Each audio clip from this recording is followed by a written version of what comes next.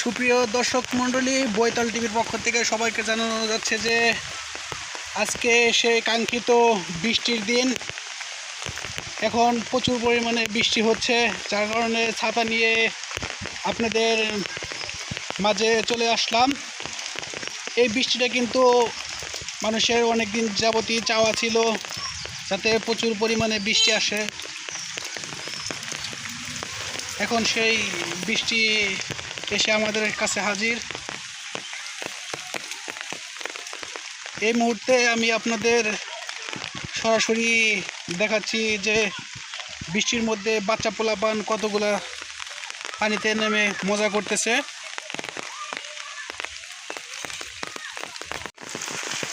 Hello দর্শক, আসসালামু আলাইকুম। আশা করি সবাই ভালো আছেন। অবশেষে কাঙ্ক্ষিত সেই বৃষ্টির দেখা পেয়ে গেলাম।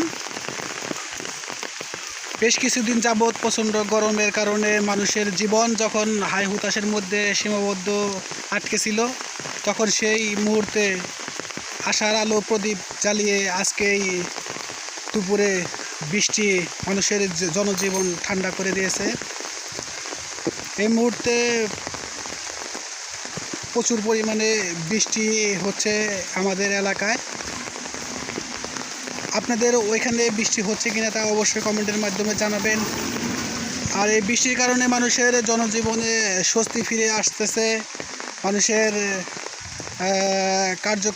কার্যক্রম কিছু ব্যাহত হলেও মানুষ এই কাঙ্ক্ষিত বৃষ্টিটি অনেক দিন যাবতীয় চাচ্ছিল, কারণ প্রচণ্ড গরমে মানুষের আসলে ধৈর্যের বাইরে চলে গেছিল।